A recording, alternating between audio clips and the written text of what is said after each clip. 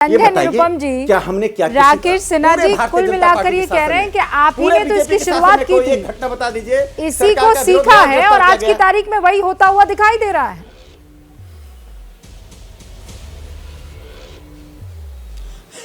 ऐसा है, पंडित जवाहरलाल नेहरू से इन लोगों को विशेष ऑब्सेशन, इसलिए कुछ एक ऐसे अपवाद स्वरूप की घटनाएं हैं। उन घटनाओं को लेकर के अक्सर नेहरू का जो चरित्र नहीं था उसके ऊपर ये लोग हमले करते रहते।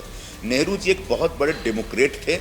नेहरू जी आलोचनाओं को सुनने के लिए लालायित रहते थे। कई बार वो खुद अपनी आलोचना नाम बदल के कर दिया करते थे, फेक नेम से करते थे, घोस्ट नेम से आर्टिकल लिखते थे अपने खिलाफ। और वो कभी भी उन्होंने आरएसएस या उस समय के जो जनसंघ के लोग थे उनके खिलाफ कोई बहुत कार्रवाई करने का आग्रह नहीं रखते थे।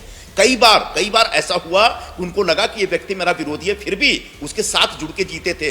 लोहिया जी इतने उनके विरोधी थे, वो हार जाते थे, लेकिन वो कोशिश करते हैं दोबारा ये राज्यसभा में आए।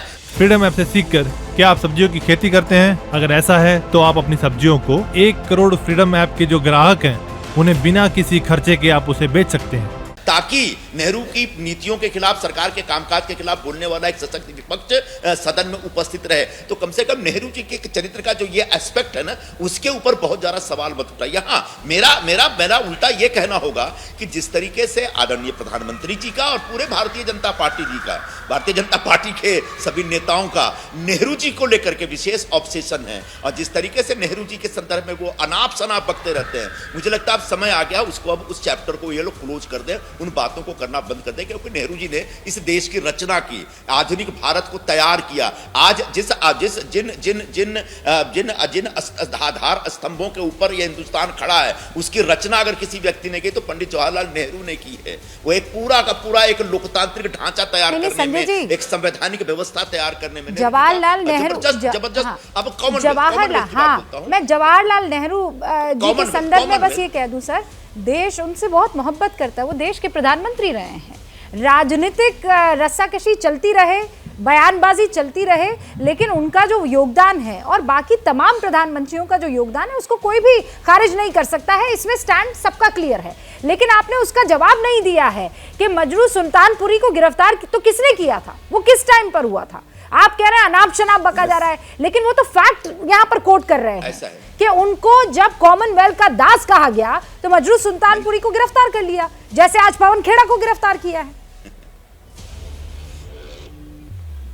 ऐसा है कॉमनवेल्थ में भारत को शामिल होना चाहिए कि नहीं होना चाहिए, उस दौर का एक बड़ा प्रश्न था। और उस प्रश्न को बहुत ही सही ढंग से समझते हुए पंडित जवाहरलाल नेहरू ने निर्णय लिया कि दुनिया के 60 देशों का जो ये कॉमनवेल्थ राष्ट्रमंडल है, जहां पर अंग्रेजों की कभी सत्ता रही है, ब्रिटिश सत्ता रही है, उस ग्रुप में, उस समूह में भारत को भी शामिल होना चाहिए। इससे आने वाले दिनों में भारत को लाभ होगा। और यही वजह है कि आज भी भारत राष्ट्रमंडल देशों का एक हिस्सा है, कॉमनवेल्थ देशों का एक। फ्रीडम ऐप से सीखकर क्या आप सब्जियों की खेती करते हैं? अगर ऐसा है तो आप अपनी सब्जियों को 1 करोड़ फ्रीडम ऐप के जो ग्राहक हैं उन्हें बिना किसी खर्चे के आप उसे बेच सकते हैं। क्या मजबूरी है मेरी, बताइए। मैं अभी आपको बताती हूँ कि मैंने ओए होए होए होए नमकीन के चटकारे लेते हुए टकटकी मार के डिबेट शो को पॉज रिपीट कर के देख रहे हैं जोगिंदर जी। इनकी तरह आप भी देखें अपनी फेवरेट डिबेट्स को रिपीट कर, और डाउनलोड कीजिए एबीपी लाइव ऐप अपने स्मार्ट टीवी पर।